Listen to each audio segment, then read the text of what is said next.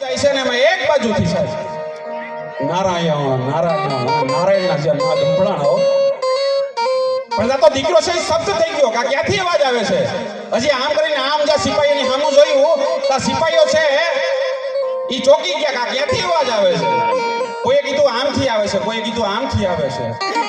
જઈને જોયું તો સાહેબ દહક ઉતાણી એકારે ખણકાણી આવી હળ હળ હળ હળ જીતા બળી રહી છે.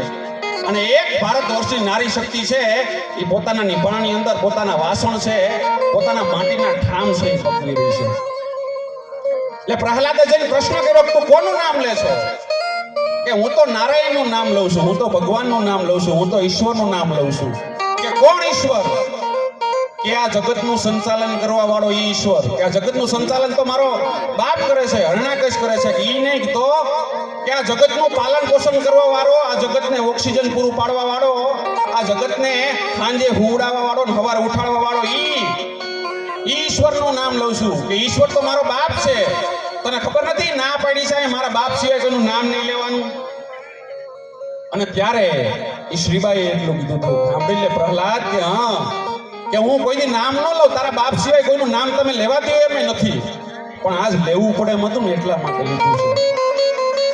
કે શેના માટે લેવું પડ્યું? કે આમે જે મીંદડી દેખાય છે ને ઘુમરા મારીને રાયડું નાખી રહી છે મીંદડી, કે હા એના 3 બસલા છે ને નિભાણાની અંદર રહી ગયા છે. ભલા એને જીવતા રાખવા માટે હું નારાયણનું નામ લઉં છું, ઈશ્વરનું નામ લઉં છું. ઈ તારા બાપના નામથી બચી જાય, તારા બાપનું નામ લઈ તો કોઈ દી ન બચે. કે તો આ નારાયણનું નામ લઈને તો એ બસલા છે એ બચી જાય. કે નારાયણનું ઈશ્વરનું નામ લેવાથી બસલા બચી જાય? કે હા બચી જાય. અને આમ કરીને આમ ઈશારો કર્યો, સૈનિકોને કીધું કે શ્રીબાઈને નજરકેદ કરી લ્યો. હા મારે જોવું છે કે ઈશ્વરનું નામ લેવાથી શું થઈ શકે, આ બસલા બચી જાય. ટૂંકમાં વાત કરું તો એક દી, બીજો દી અને ત્રીજી રાત અને ત્રીજા દિવસનો હવાર છે જ્યારે ભગવાન સૂર્યનારાયણે કોર કાઢી, નિભાળો ઠરી ગયો. પ્રહલાદે આવીને જોયું અને એક પછી એક છે એ માટલું શ્રીબાઈ છે એ ખોલી રહ્યા છે. અને એમાં હજી બચલા હતા. ઈ માટલાનો જ્યારે વાર આવ્યો અને આમ કરીને આમ છે એ માટલાને જ્યારે ઊંચું કર્યું ત્યાં સાહેબ ધર્મની ધજાઓ જેમ ફલાકા મારતી એમાં 1 2 અને 3 બચલા સાહેબ જ્યારે જીવતા નીકળ્યા. અને ત્યારે પ્રહલાદ પગમાં પડી ગયો તો શ્રીબાઈ આ માર્ગ કયો છે, એ માર્ગ તમે મને બતાવો સાહેબ.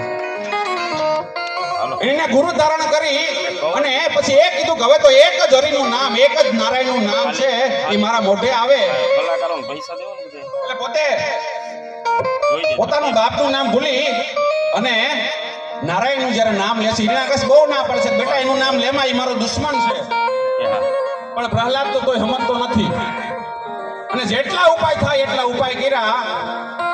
ટૂંકમાં એને ખાવાનું બંધ કરી દીધું, એને જમવાનું દેવાનું બંધ કરી દીધું અને એક ઓરડીની અંદર પૂરી દીધો. અને જ્યારે જમવાનું દેવાનું બંધ કર્યું ને એમાં સૈનિકોએ આવીને જોયું તો પ્રહલાદ છે એક કોળિયો, બીજો કોળિયો, ત્રીજો કોળિયો જ્યારે જમતા હતા ત્યારે આ હિરણ્યાકશને આવીને જવાબ દીધો કે મહારાજ પ્રહલાદ તો જમી રહ્યો છે. એટલે આવીને કીધું કે પ્રહલાદ કે હા કે તને કોણ જમવાનું દઈ ગયું? કે મને તો મારો નારાયણ છે જમવા દઈ ગયો. તારો નારાયણ અહીંયા આવડી કોયડીમાં પૂગી જાય? અને ત્યારે પ્રહલાદે કીધું તું કે બાપુ તમને બુદ્ધિ નથી, એ વાત તો આજ પાકી. કે કેમ બુદ્ધિ નથી ભાઈ મારામાં? એ કેમ પાકું?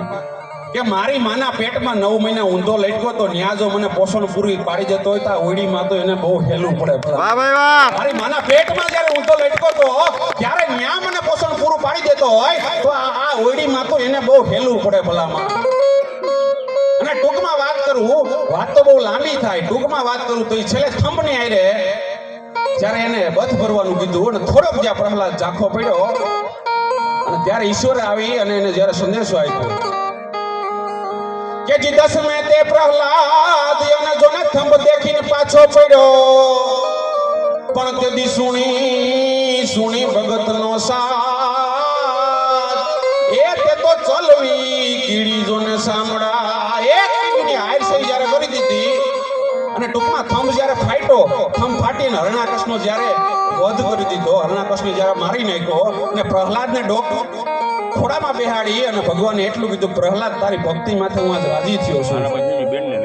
પ્રહલાદ માગી લેજે, જોજો આપણી પરંપરાનું ગૌરવ કેટલું હોય. ભલે રાક્ષસ હતો બાપ એનો, પ્રહલાદને એટલું કીધું પ્રહલાદ બાપ કાંઈક મારી પાસે માગી લે. અને તેથી પ્રહલાદે કીધું તો ભગવાન હું નહીં માગું, હે કે હું નહીં માગું કે હું નહીં માગું કારણ કે પ્રભુ હું ગમે એવો રાક્ષસનું સંતાન છું પણ હું માગણનું સંતાન નથી ભલામણ હું બધી માગી નહીં તમારી પાસે ટૂંકમાં કઈ ન માગ્યું આ આપણી પરંપરાની વાતો મેં કીધું આ આપણી સંસ્કૃતિની વાતો પણ આપણા બેનને સાંભળવા છે એટલા માટે બે છંદ બોલી અને પછી હું આપણા બેનને દોર રોપી દઉં છું એટલા માટે